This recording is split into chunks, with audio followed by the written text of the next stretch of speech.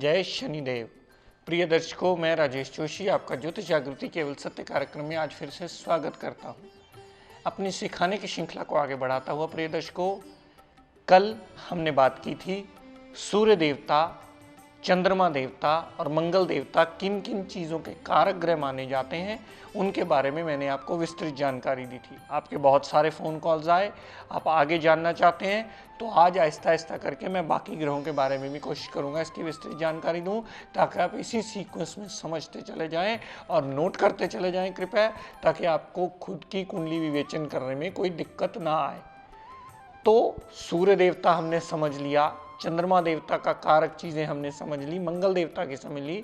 तो आज तीसरी चीज़ की बात चौथे ग्रह की बात करते हैं। 3 ग्रहों के बाद बहुत इंपॉर्टेंट ग्रह माने जाते हैं हमारे ऑर्बिट में, बुध देवता यानी मरकरी।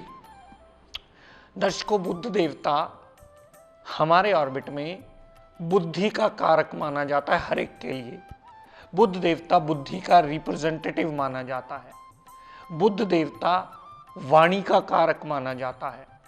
बुध देवता हमारी बहनों के रिश्ते, मौसियों के रिश्ते, चाचियों के रिश्ते, बुध देवता ऐसे रिलेशंस को माना जाता है जो हमारे नान के परिवार में हो, चाहे वो दाद के परिवार में हो, चाहे वो बेटियों से हो, चाहे वो बुआ से हो, चाहे वो मौसियों से हो, इन सारे रिलेशंस को माना जाता है। बुध देवता व्यापार का भी कारक माना जाता है। बुध देव लेन देन का कारक माना जाता है, लेन देन का रिप्रेजेंटेटिव माना जाता है बुध देवता। यानी आप जो व्यापार करते हैं, जो बिजनेस करते हैं, जो पैसा लेते हैं, जो पैसे की ट्रांजैक्शन होती है, उन सब का कारक बुध देव को माना जाता है, क्योंकि बुध देव साक्षात व्यापार होता है। कंजक देवियां, वो भी बुध देवता को माना जाता है। बुध देवता साक्षात कंजक देवियां होता है। बुध देवता दुर्गा माता का स्वरूप मानी जाती हैं कंजक देवियां। तो बुध देव एक बहुत इंपॉर्टेंट, बुध देव आपकी वाणी का कारक भी माना जाता है। जितनी चीज इंसान बोलता है, अगर इंसान के किसी बोलने में कोई दिक्कत परेशानी हो, इंसान के गले में कोई ऐसी प्रॉब्लम हो, तो कहीं ना कहीं वाणी का कारक बुध उसका कुंडली में अवश्य ही कहीं ना कहीं पीड़ित देखा जा सकता है। तो बुध देवता का रोल बहुत इंपॉर्टेंट है कुंडली में। बुध देवता बिजनेस का, वाणी का और बुद्धि का कारक, सबसे बड़ी बात वो बुद्धि का कारक माना जाता है। बुद्धि का रिप्रेजेंट होने की वजह से इंसान की डिसीजन मेकिंग आती है, उसमें इंसान का हर बात पे वो रिएक्ट कैसे करता है, यानी अपनी प्रतिक्रिया कैसे देता है, उसमें आता है। इंसान अपनी प्रतिक्रिया देकर के उसे अच्छा या बुरा एनालाइज करने के काबिल कितना बनता है, ये भी बुध देवता के अंडर ही आता है। अगर शरीर के हिस्सों को लें तो बुध देव स्किन का कारक बनता है। आप किसी भी जातक को अगर देखो, अगर उसे स्किन डिजीज होगा तो कहीं ना कहीं उसका बुध पीड़ित अवस्था में अवश्य होगा। क्यों? क्योंकि बुध साक्षात स्किन का कारक है। बुध सूरज का अति मित्र है और सूरज की जितनी रश्मियां छान करके पृथ्वी पर भेजता है, जिसकी वजह से हमारी स्किन बनती है। बुध हमारी पूरी जिंदगी में इसलिए भी सबसे इंपॉर्टेंट रोल प्ले करता है, क्योंकि सारा कार्य हम अपनी बुद्धि से इस्तेमाल करके अपना हल करते हैं। हम अपना जीवन यापन जीने के लिए सबसे ज़्यादा अपनी बुद्धि का ही इस्तेमाल करते हैं, और सबसे ज़्यादा फिक्रमंद भी अपनी बुद्धि की वजह से ही होते हैं जब हम फ्यूचर के बारे में सोचना शुरू कर देते हैं। अगर आपका बच्चा पढ़ नहीं रहा तो आपकी बुद्धि ने ये पहले सोचना शुरू कर दिया, पता नहीं इसको कल को क्या होने वाला है। तो बुध बहुत इंपॉर्टेंट, वैसे तो सभी ग्रहों की अपनी एक महत्वता होती है जिसके बारे में मैं आज आपको विस्तृत जानकारी दे ही रहा हूँ, लेकिन बुध की इंपॉर्टेंस इसलिए भी ज़्यादा होती है क्योंकि हमारी हर प्रॉब्लम का हल कहीं ना कहीं हमारी बुद्धि से ही निकलता है, और हमारी बुद्धि ही उस हल को निकाल करके हमारा जीवन यापन आसान करने में मददगार ज़रूर सिद्ध होती है। तो बुध देवता कंजक देवी का रिप्रेजेंटेटिव, बिजनेस का रिप्रेजेंटेटिव, वाणी का रिप्रेजेंटेटिव, हमारी पूरी वनस्पति जितनी हरी होती है वो भी सारी बुध देव के अंडर ही आती है। बुध देव के वजह से ही हमारी वनस्पति इस सृष्टि में हरी है। बुध देवता बहू, बेटियां, ऐसे सारे रिलेशंस को भी गिना जाता है। तो बुद्ध देव एक विद्यार्थी के लिए बहुत ज़्यादा इंपॉर्टेंट रोल प्ले करता है, क्योंकि उसने अपना सारा कार्य बुद्धि से करना है और उसकी बुद्धि ही बताएगी कि कल को उसका फ्यूचर क्या होने वाला है। बुद्ध देवता के बाद प्रिय दर्शकों बात करते हैं बृहस्पति देवता यानी जुपिटर, जिसको देवगुरु भी कहा जाता है। इन्हें देवगुरु इसलिए कहा जाता है क्योंकि हमारे ऑर्बिट का सबसे अच्छा अगर कोई ग्रह गिना जाता है तो वो बृहस्पति देवता गिने जाते हैं। पराशरी सिस्टम में कई जगह ये लिखा गया है कि अगर आपकी कुंडली में आपका बृहस्पति ठीक है तो वो सारी कुंडली को अपने बलबूते पर संभालने की ताकत रखता है, क्योंकि सारी मेजर चीजों का कारक बृहस्पति देव माने जाते हैं। देवगुरु होने की वजह से सारे मेजर और इंपॉर्टेंट चीजों का कारक बृहस्पति देव स्वयं बनते हैं। बृहस्पति देव ज्ञान के कारक हैं।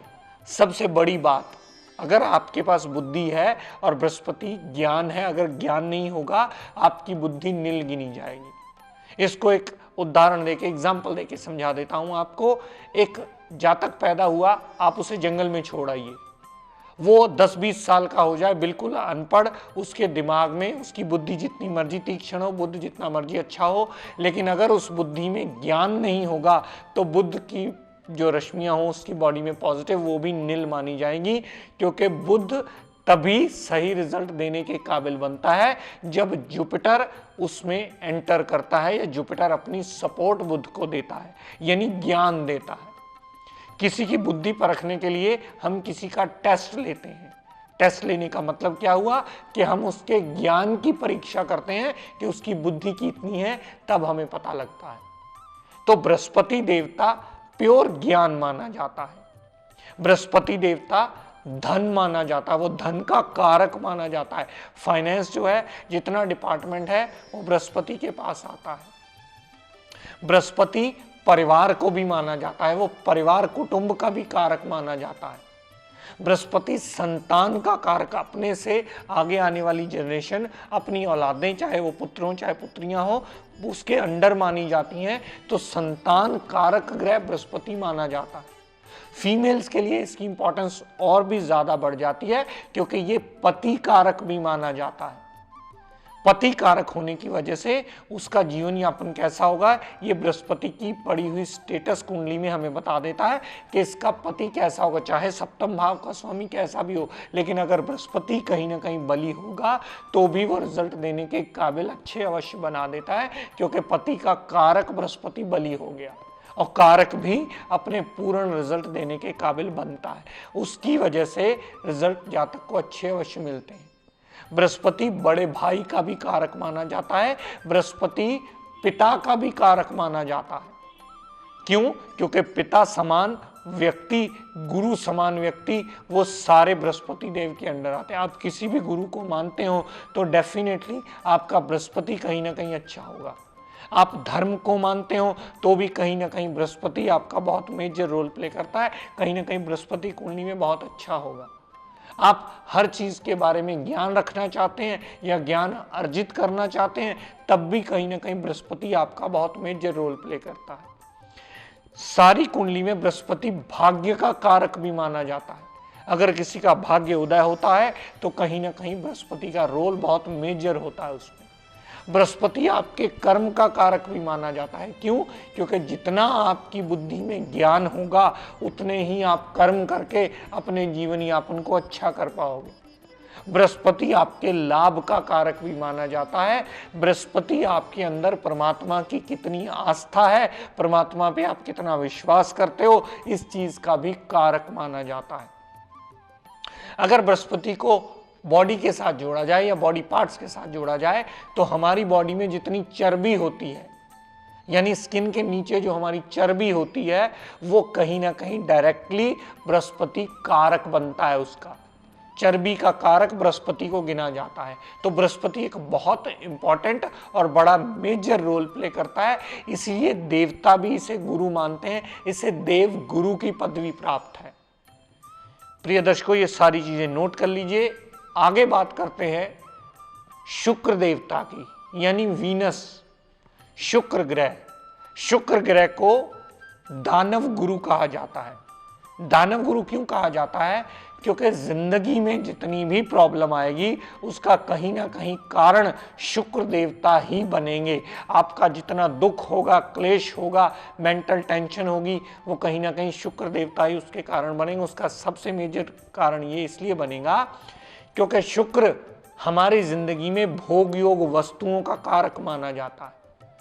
पेन, पेंसिल, कॉपी, घड़ी, मोबाइल, जूते, कपड़े, गहने, ज्वेलरी, ये सारी भोग योग वस्तुएं हैं जिसको इंसान भोगता है, इंसान चाहता है। और जब वो चीज़ें नहीं मिलती, उसकी लिमिट उस तक नहीं पहुंचती, देन बंदा जो है वो डिप्रेशन में आना शुरू होता है, देन बंदे को प्रॉब्लम शुरू होती हैं। वो प्रॉब्लम्स जातक के लिए सदैव नेगेटिव होती हैं, उसकी हेल्थ को दिक्कत परेशानियों में लाती हैं। इसीलिए इसे दानव गुरु कहा जाता है आज के युग में। बहुत से लोग शुक्राचार्य को बहुत ज़्यादा इंपॉर्टेंस दे देते हैं, लेकिन वो दानव गुरु माना जाता है इसीलिए क्योंकि वो प्रॉब्लम्स का रीज़न है। मेल में और फीमेल में ये वीर्य का कारक भी माना जाता है, संतान उत्पत्ति का कारक भी माना जाता है। ये ग्लैमर वर्ल्ड से जुड़ी हुई सारी चीज़ें, चाहे वो फोटोग्राफी हो, चाहे वो आर्टिस्टिक चीज़ें हो, चाहे वो पेंटिंग्स हो, चाहे ज्वेलरी डिज़ाइनिंग्स हो, परफ्यूम्स हो, म्यूज़िक हो, ये सारी चीज़ों का कारक भी शुक्रदेव माना जाता है। यानी पूरी की पूरी लग्जरी आइटम्स जो हैं, जो जीवन जीने में आसान करती हूँ आपका जीवन यापन, वो जितनी आइटम्स आती हैं वो सारी की सारी शुक्राचार्य यानी शुक्र वीनस के अंडर आती हैं। शुक्र देवता गर्लफ्रेंड को भी कहा जाता है या बॉयफ्रेंड को भी कहा जाता है। शुक्र ऐसा प्लेनेट है जो आज की डेट में 100% प्रॉब्लम्स का रीजन बनता है, जिसकी वजह से स्टार्टिंग से ही, जब से ये वेद लिखे गए उस युग से ही इसे दानव गुरु कहा जाता है। क्योंकि हर प्रॉब्लम का भी आपने देखा होगा, कोई भी इंसान आशीर्वाद के लिए या प्रभु कृपा के लिए नहीं लड़ रहा होगा। हर जातक इसलिए लड़ रहा होगा, मुझे जिंदगी में जी फलानी चीज नहीं मिली, मुझे ज़िंदगी में फलानी चीज़ नहीं मिली, मुझे फलाना चीज़ रह गया, मैं उसके लिए हार्ड वर्क करता रह गया, मुझे ये। हर लड़ाई किसी चीज़ के लिए होगी और हर वो चीज़ जो कंज्यूमेबल गुड होती है वो शुक्र देवता के अंडर आती है और शुक्र इसीलिए हर प्रॉब्लम का रीज़न बनता है। तो शुक्र देवता का सारा सिस्टम नोट कर लीजिए, इसको दानव गुरु इसीलिए कहा जाता है। प्रिय दर्शकों, आज मैंने आपको विस्तृत जानकारी दी बुद्ध देव के बारे में, बृहस्पति देव गुरु के बारे में, शुक्राचार्य दानव गुरु के बारे में। आज का टिप ऑफ द डे देता हूं, नोट कर लीजिए। अक्सर घरों में बरकत की इतनी सारी प्रॉब्लम्स आती हैं, लोग लेकर के आते हैं, बार बार कहते हैं जी कमाते बहुत हैं, लेकिन समझ में नहीं आता कि चला कहाँ जाता है। उसका एक बहुत बड़ा मुख्य कारण जो मैंने ज़िंदगी में प्रैक्टिकल एक्सपीरियंस किया है, देखा है कि अक्सर हम जब दरवाज़ा बंद करते हैं, चाहे अपना मेन गेट हो, चाहे लॉबी का दरवाज़ा हो, चाहे बेडरूम का दरवाज़ा हो, उसमें आवाज़ अवश्य आ रही होती है। क्योंकि लोहे के कब्जे लगे होते हैं, उनमें जंग लग जाता है, तो कहीं ना कहीं चूँ चाँ की आवाज़ ज़रूर आती है। तो आप सबसे निवेदन है कि मशीन ऑयल या कोई भी ऐसा ऑयल ज़रूर डाल लें जिसमें जब भी आप दरवाज़ा खोलें या बंद करें उसमें आवाज़ ना आती हो। ये आवाज़ घर की बरकत को ख़त्म करने के लिए सदैव अशुभ मानी जाती है, घर की बरकत को ख़त्म करके आपका जीवन यापन मुश्किलों में डालती है। तो आप अपने दरवाजे की स्थिति इस तरह रखें ताकि जब भी आप दरवाज़ा खोलें या दरवाज़ा बंद करें उसमें किसी किस्म की कोई आवाज़ ना आती हो। प्रिय दर्शकों, आज अपनी वाणी को यहीं विराम देता हुआ, हम सब के लिए मंगल कामना करता हुआ, शनिदेव से ये प्रार्थना करता हूँ कि हे शनिदेव, हम सब पर अपनी कृपा दृष्टि, दया दृष्टि सदैव बनाए रखें। जय शनिदेव।